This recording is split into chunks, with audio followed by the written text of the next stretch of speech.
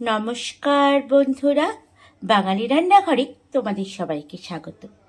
আজকে আমি বানাচ্ছি হাড্ডি ছাড়া মাংস। তোমরা চেনো?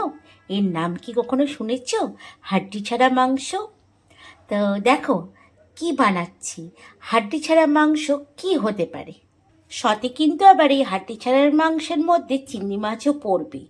বুঝতে পারছো? আন্দাজ কি কিছু করতে পারছো কি রান্না হতে চলেছে? হয়তো কেউ কেউ নিশ্চয়ই বুঝতে পারছো, তাই তো? আসলে কদিন থেকেই তোমার দাদাভাইকে বলছিলাম মাংস খাবো, মাটন। কিন্তু তোমার দাদাভাই আজকে বাজার থেকে তড়িহড়ি করে এনে বলল, নাও নাও, তোমার জন্য হাড্ডি ছাড়া মাংস এনেছি, ভালো করে রান্না করো তো, জমিয়ে কবজি ডুবিয়ে খাবো। আমি বললাম, হাড্ডি ছাড়া মাংস? আমি তো শুনেই বুঝতে পেরে গেছি, কারণ মা ঠাকুমারা এইটাকে কিন্তু হাড্ডি ছাড়া মাংস বলে। তো কী রান্না করছি চলো আর তোমাদেরকে দেরি না করে বলেই দিই। এই যে এটাকেই বলছি হাড্ডি ছাড়া মাংস, এঁচড়ের তরকারি। তাহলে আজকে বানাচ্ছি আমি চিংড়ি মাছ দিয়ে এঁচড়ের তরকারি। তো চলো কীভাবে বানাচ্ছি সেটাই আজকে তোমাদের সঙ্গে শেয়ার করব। তো এঁচড়টাকে দেখো আমি ভালো করে কেটে নিয়েছি, এই যে ডুমো করে, আর আলুটাকেও কিন্তু ডুমো করে কেটে নিয়েছি। এবার যেহেতু এঁচড়টা খুবই কচি একদম, এটাকে কোনো জলে আমি কিন্তু ভাপাবো না। হ্যাঁ, এটা এমনি কষিয়েই রান্না করব। তো প্রথমে আমি এই যে চিংড়ি মাছটাকে ধুয়ে নিয়েছি, ধুয়ে বেছে নুন আর হলুদ মাখিয়ে রেখেছি। দেখেছো তো, তোমাদের সঙ্গে কথা বলতে বলতে নুনটা মাখিয়েছি কিন্তু হলুদটা মাখাতে ভুলে গেছি। তা হলুদটা মাখিয়ে নিলাম, হলুদটাকে এইভাবে মাখিয়ে নিলাম। এবার অল্প একটুখানি তেল দিয়ে লাল লাল করে আগে চিংড়ি মাছগুলোকে ভেজে তুলে নেব। তো কড়াইয়ের মধ্যে অল্প তেল দিলাম, আর চিংড়ি মাছ ভাজার জন্য কিন্তু বেশি তেল লাগে না, অল্প তেল দিলেই হবে। এবার চিংড়ি মাছগুলোকে ভেজে নেব। চিংড়ি মাছ যে কোনো তরকারিতে পড়লে সেই তরকারির টেস্ট তো আর বলতেই হবে না, পুরো অন্যরকম, মানে মুখে লেগে থাকবে। তার জন্যই আজকে কিন্তু তোমার দাদাভাই শুধু এসবটা নিয়ে আসেনি, চিংড়ি মাছটা বাজার থেকে সাথে করে নিয়ে এসেছে। কারণ চিংড়ি মাছ দিয়ে এঁচোড় তরকারি খেতে সত্যিই খুব ভালো লাগে। তো চিংড়ি মাছটাকে এখন লাল লাল করে ভেজে নেব। চিংড়ি মাছটা ভাজা হচ্ছে ততক্ষণে চলো এখানে কি মশলা লাগছে তোমাদেরকে সেটা দেখছি। তো বাটনার জন্য এখানে আমি একটা গোটা টমেটো নিয়েছি, একটা গোটা পেঁয়াজ নিয়েছি, একটা ক্যাপসিকাম নিয়েছি, আর লঙ্কাটা তোমরা স্বাদ মতো দেবে। এখানে কিন্তু আমি 5টা লঙ্কা ইউজ করছি। তোমার দাদাভাই বাজার থেকে আনার সময় কিন্তু আমাকে বারবার করে বলে দিয়েছে, এই লঙ্কাগুলো দেখেছো তো, এই যে এগুলো বোম্বাই লঙ্কা বলে, এগুলো মারাত্মক ঝাল, সেহেতু তরকারিতে বুঝে শুনে দেবে। তার জন্য বাবা আমি বেশি দিলাম না, 5টাই দিলাম। এবার একসঙ্গে সব এগুলো বেটে নেবো চলো। আর তোমাদেরকে তো একটা কথা বলতেই ভুলে গেলাম, এখানে কিন্তু আমি 5 থেকে 6 কোয়া রসুনও দিয়েছি। তা চিংড়ি মাছ এখানে আমার ভেজে তুলে নিয়েছি। এবার কড়াইয়ে একটু বেশি করে তেল দিলাম। এবার কেটে রাখা আলুগুলোকে কিন্তু আগে লাল লাল করে ভেজে নেব। আলুগুলোকে একটু লাল লাল করে ভেজে নেব প্রথমে।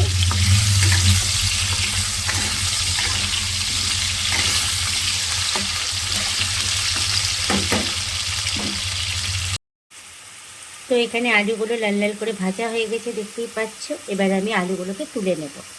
এবার ওই তেলের মধ্যেই আমি কেটে রাখা পেঁয়াজ কুচিয়ে রেখেছিলাম। এখানে আমি দেখো একটা বড় সাইজের পেঁয়াজ কুচিয়েছি সরু সরু করে, পেঁয়াজটা এর মধ্যে দিয়ে দেবো।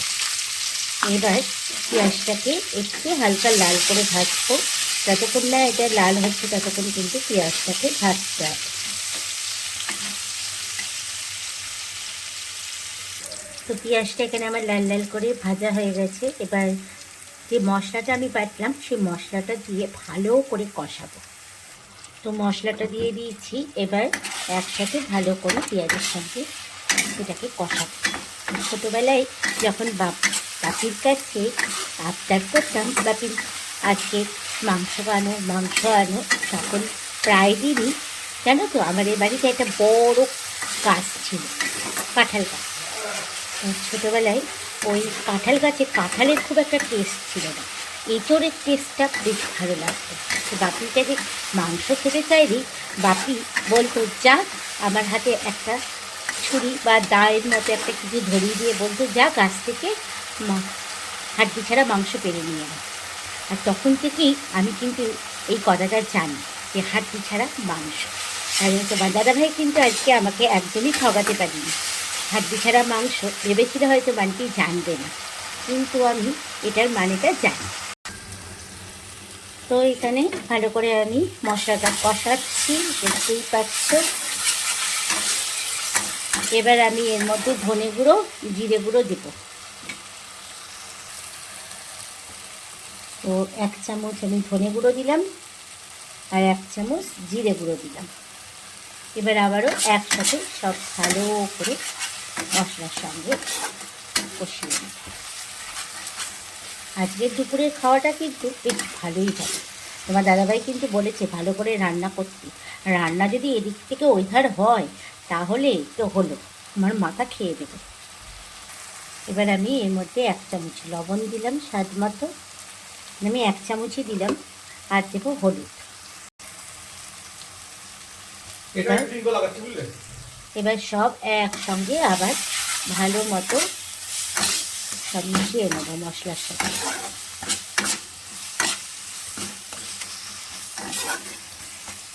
মশলা থেকে আমার তেল ছাড়তে শুরু করেছে, দেখতেই পাচ্ছ। এবার আমি এখানে ফ্যাটানো দই দেব। দইটাকে কিন্তু তোমরা অতি অবশ্যই ফ্যাটিয়ে নেবে, তা না হলে কিন্তু দইটা মানে মশলার সঙ্গে ওপরে যেই দেবে সে কিন্তু একটা ছেঁড়া ছেঁড়া মতো হয়ে যাবে। তো দইটা দিলাম। এবার ভালো করে দইটা দিয়ে মশলাটাকে ভালো করে কষাবো। আবার যতক্ষণ না দই থেকে একটা দেখবে তেল বেরোবে ততক্ষণ অবধি কিন্তু মশলাটাকে কষাতে হবে। তো এখানে আমার মশলা কষানো হয়ে গেছে। এবার কেটে রাখা এঁচড়গুলো এর মধ্যে দিয়ে মশলার সঙ্গে আবার ভালো করে কষাবো। এবার এঁচড়ের সঙ্গে মশলাটা ভালো করে একটুখানি কষাতে হবে। কষিয়ে এখন কিন্তু আমি ভেজে রাখা আলুগুলো দিইনি, কারণ আলুগুলো লাল লাল করে ভেজে তুলে রেখেছি।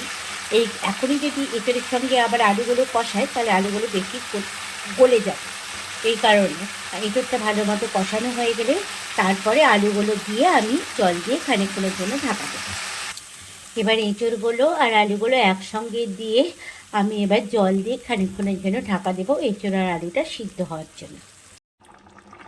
তো এঁচড়ের তরকারিটা আমার হয়ে এসছে। আর এঁচড়গুলো দেখো কত সুন্দর সিদ্ধ হয়েছে। এঁচড়গুলো দেখো কত সুন্দর সিদ্ধ হয়েছে। এবার আমি এর মধ্যে ঘি আর গরম মশলা দেব। তো এবার আমি এর মধ্যে থেকে গরম মশলা দিলাম। এবার আমি ভেজে রাখা চিংড়ি মাছগুলো এর মধ্যে দিয়ে দিলাম। এবার ভালো করে একসঙ্গে দিয়ে নাড়াচাড়া করে নেব।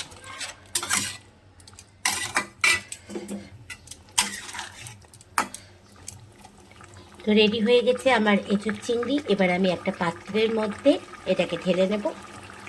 তো এখানে আমার এঁচড় চিংড়ি রেডি হয়ে গেছে। তাহলে এই রান্নাটা তোমাদের কেমন লাগলো বন্ধুরা অতি অবশ্যই কমেন্টস করে জানিও। আর এইভাবে তোমরাও বাড়িতে বানিয়ে খাও, আশা করি ভালো লাগবে। তাহলে দেখা হচ্ছে আবার একটা নেক্সট ভিডিওতে তোমাদের সঙ্গে। সবাই ভালো থাকবে, সুস্থ থাকবে।